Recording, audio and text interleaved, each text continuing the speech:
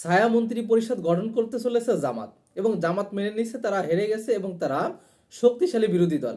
এবং বাংলাদেশের ইতিহাসে জামাত হবে একটা অন্যতম শক্তিশালী প্রতিপক্ষ রাজনৈতিক দল বা প্রতিপক্ষ এবারের সংসদে। এবং জামাত ইসলাম ক্ষমতায় না থেকেও বিরোধী দলীয় থেকেও কিভাবে রাষ্ট্রটাকে কন্ট্রোল করতে হয়, কিভাবে একটা নতুন রাজনীতিতে পদার্পণ করতে, একটা মডার্ন রাজনীতিতে, সেটা বাংলাদেশের জনগণকে শিখিয়ে যাবে এবং সরকারি দলকেও শিখাবে জামাত ইসলাম। আপনি শুনে রাখেন আমার কথা, এবং এটাই হতে চলেছে। শিশিরমণি তার ফেসবুক পোস্টে জানিয়েছে যে তারা একটি ছায়া মন্ত্রী পরিষদ গঠন করতে যাচ্ছে। আচ্ছা, ছায়া মন্ত্রী পরিষদটাকে আমি ভালোভাবে বুঝাই বলি আপনাদের। ছায়া মন্ত্রী পরিষদ হচ্ছে ওই মন্ত্রী পরিষদ যে সরকারি দলের বা রাষ্ট্রের যে মন্ত্রীগুলো থাকবে সেই মন্ত্রীর বিপক্ষে একজন করে মন্ত্রী দেওয়া, বিপক্ষ দলের মানে যারা কি হয়েছে যে সংসদে বিরোধী দল থাকবে তাদের পক্ষ থেকে একজন করে মন্ত্রী থাকবে। তিনি কি করবে, সরকারের যে মন্ত্রী আছে ওই মন্ত্রী কি করছে, কি প্ল্যান করছে, কি ল করতেছে, কিভাবে আগাচ্ছে, সো বিরোধী দলের যে মন্ত্রী থাকবে ছায়া মন্ত্রী, ঠিক তিনিও কি করবে, ওই মন্ত্রীর সব হিসাব কিতাব খবরাখবর রাখবে এবং তার থেকে ভালো প্ল্যান সংসদে উপস্থাপনা করবে যে অমুক মন্ত্রী এই প্ল্যানটা দিছে, এর থেকে এটা করলে আরো বেটার হয়।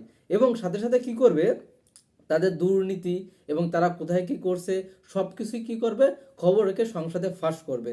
সুতরাং আপনি বোঝেন যদি এমনটাই করে জামাত, তাহলে আগামী সংসদগুলো বিএনপির জন্য কি অবস্থা হতে চলেছে। বিএনপি একদম মানে লেজে গোবরে অবস্থা হয়ে যাবে এই সরকার চালাতে গিয়ে, যদি তারা সঠিক পথে বা সঠিক রাজনীতি না করে।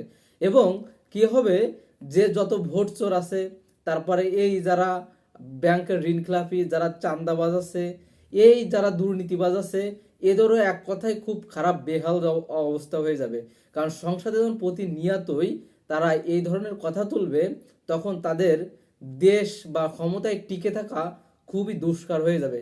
কারণ জনরস সৃষ্টি হয়ে যাবে তাদের বিপক্ষে।